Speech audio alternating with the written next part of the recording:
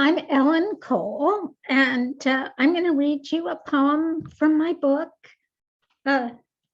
Notes from the Dry Country, that was published by Mayapple Press. The poem is called Flatsy. Flatsy. When she was 9, my sister said she dreamed she'd been flattened into a picture, squashed into crayon marks on white paper, and a witch tore her into pieces and threw her out of an airplane. And I pictured Barbara's face flying out a window into the sky. That was when I had a doll named Flatsy, plastic, but flat as a paper doll. I wondered what it would be like to be part girl, part picture.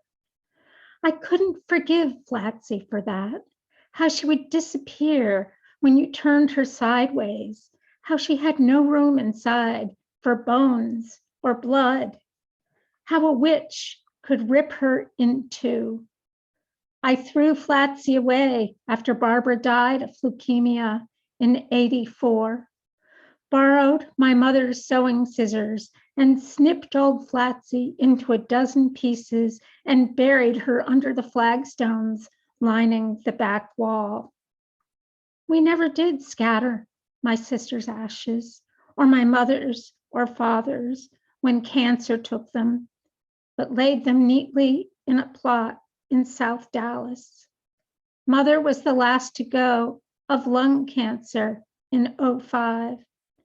At her unveiling, I sat at her graveside and waited to feel three-dimensional again. It was pleasant there, so cool under the pink feathered blossoms of the mimosa trees. But there were no hills to ease your eyes. No curves roll the earth's body in that resting place.